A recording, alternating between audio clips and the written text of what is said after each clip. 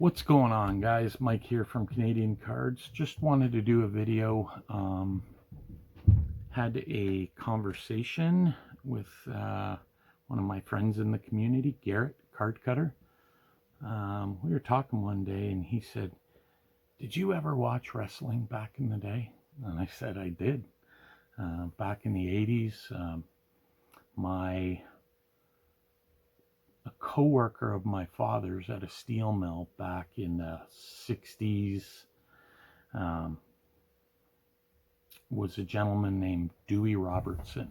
I don't know if any of you remember a wrestler from that day, from those days, but he resurfaced in the early to mid 80s as a character called the Missing Link. And him and my dad used to work out all the time. And after the steel mill, and then Dewey said to my dad one day, he said, I'm gonna go train to be a wrestler." My dad was like, "What?" And he's like, "Yeah, I want to do it. There's good money." And at the time my dad was married, obviously, to my mom, and had myself. My sister didn't come till years later, but Dewey Robertson at the time was single, and he got into wrestling and made a career of it. I think my dad lost track of him over the years, but I remember as a little kid going to a show, and we went early and the wrestlers were coming in, and he introduced me to him, and I just thought, this is the greatest thing in the world. Like, my dad knows a wrestler.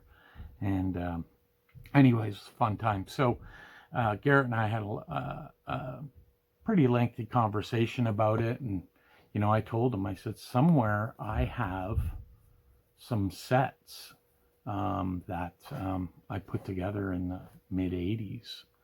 And he said, "No, you don't." I said, "Yeah, they're somewhere in my back room in the storage." And looked them up, and lo and behold, I had the 1987 O-Pee-Chee set. It's a 66 card set, which I mailed to Garrett. He knows it's on its way. And I also had the 1985, and I told Garrett, I was going to give him these sets, and then I looked up and I said, "Dude, this 85 set's like huge." And he's like, "Yeah, don't send it to me. Don't send it to me. It's too much." So I sent him the 87 one, and I started looking up, and I was like, holy smokes, I can't believe some of the prices. And then reflecting back, I've seen some guys do like the Hulk Hogan, the Ric Flair rookie cards from the 82. I think it's called All Stars of Wrestling set. This set is 85 O-Pee-Chee. So it's bilingual. It's English and French on the back. And it is also O-Pee-Chee made Series 1 to mimic Topps, but O-Pee-Chee made a Series 2, which Topps did not. So it's a very quick set whip through. So sit tight. I'll turn the camera around. We'll take a look at it, okay? Okay, guys, so I apologize in advance for any glare. So this is the 85 set. I put it in some sleeves, and I'm telling you, this thing hasn't seen the light of day since 1985. And again, I apologize for the glare. I may do it this way. So there's card 1, Hulk Hogan, the Iron Sheik, Lou Albano, Captain Lou Albano, Jimmy Superfly, Paul Orndorff, JYD, I think down here, Piper.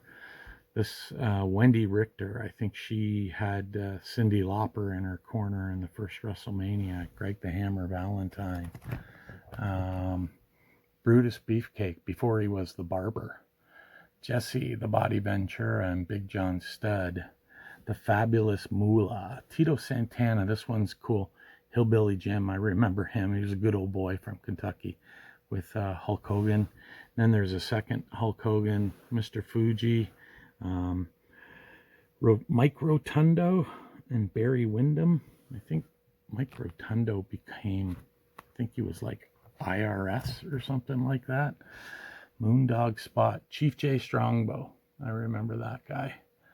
George the Animal Steel. And then there's a bunch of different, you know, wrestling moves and stuff like that. Mr. Fuji and JYD. There's some guys, and for the most part, I mean, there's another Hulk Hogan. And I mean, guys, when I tell you this thing is mint, it is like there's a few that are off center, but it is straight as a judge. And yeah, there's a good shot for you. It's kind of Garrett and I were talking. It's kind of one of our guilty pleasures, like growing up. There you've got I don't know, that might be Superfly and Andre the Giant, and yeah, and then this is the end of it. So you've got another Hulk card and Hulk card here. Oh, another Hulk Hogan right up here with Mean Gene Okerlund. And there's the last 3 cards of the set with. And then what I did was I left the next 3 spots empty. And then this is the start of Series 2. And in Series 2, sorry, so there's the back. You can see it's French and English. And then this is the back of Series 2. It's a little different. Some of these in Series 2 are a little worse for wear than Series 1.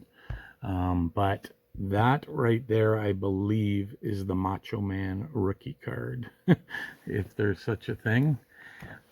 You know, those guys like Corporal Kirshner and Terry Funk and Don Morocco, who got messed up with the Montreal mob, and he was assassinated. This guy, I remember this guy, he looks like Lyle Alzado. Hercules Hernandez. And then down here you've got another Hogan sitting on a Corvette. Really cool set. Just brings back a lot of memories. Hogan again. King Kong Bundy.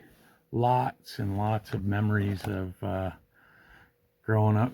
Uncle Elmer. Now this was Hillbilly Jim's supposed uncle. Jimmy Hart, the Mouth of the South. The Killer Bees, I forget their names. Brian B. Blair and something. Another one with Hulk Hogan on the set with Vince McMahon. Another Hogan card.